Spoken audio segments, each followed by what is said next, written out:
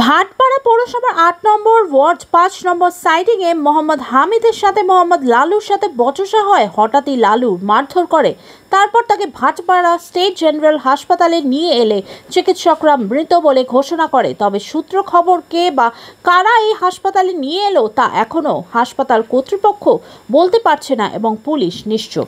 শুনেছি মোহাম্মদ হামিদ লালু বলে ছেলেটা আছে, সে জুলির সঙ্গে থাকতো আর নিজের মধ্যে কিছু দ্বন্দ্ব হয়েছে, তার মধ্যে ওকে একটু মারামারি যেরকম হয়ে পিটিয়েছে, তারপরে ছেলেটা মারা গেছে।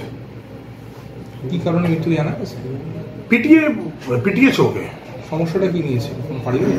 সমস্যাটা ও তো ওর ঘরেই থাকতো সারাদিন, ওই ছেলেটা ওই ঘরেই থাকতো। কি হয়েছে হঠাৎ জানি না, যে আমিও খবরটা পেয়েছি, তারপরে ওর বাড়ির লোকের সঙ্গে আমার সম্পর্ক করতে পাইনি এখন অব্দি।